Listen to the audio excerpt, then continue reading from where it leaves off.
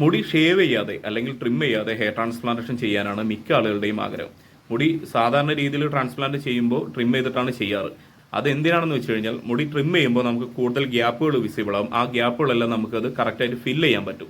അതുപോലെ തന്നെ സ്കാൽപ്പിൽ എന്തെങ്കിലും ഇൻഫെക്ഷൻ ഉണ്ടെങ്കിൽ നമുക്കത് പെട്ടെന്ന് ഐഡന്റിഫൈ ചെയ്യാൻ പറ്റും.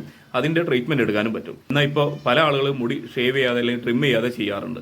ഈ ഒരു പിക്ക് നിങ്ങൾ നോക്കൂ. പുള്ളിയുടെ ഫസ്റ്റ് ട്രാൻസ്പ്ലാന്റേഷൻ ചെയ്യുന്നതിന്റെ മുമ്പുള്ള ബിഫോർ പിക്കാണത്.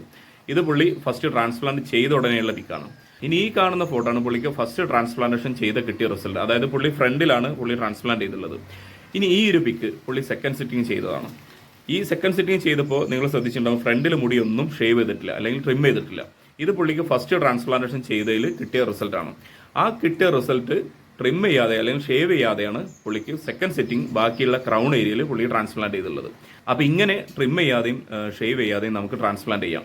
പക്ഷേ ഇതൊരിക്കലും ലോങ് ഹെയർ ട്രാൻസ്പ്ലാന്റേഷൻ അല്ല, ഇത് നോൺ ഷേവിംഗ് ട്രാൻസ്പ്ലാന്റേഷൻ ആണ്. ലോങ് ഹെയർ ട്രാൻസ്പ്ലാന്റേഷൻ എന്താണെന്നുള്ളത് നമ്മൾ മറ്റൊരു വീഡിയോയിൽ പറയുന്നുണ്ട്.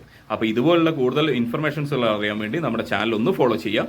ഈ വീഡിയോ മറ്റുള്ളവർക്ക് ഒന്ന് ഷെയർ ചെയ്യാം. താങ്ക്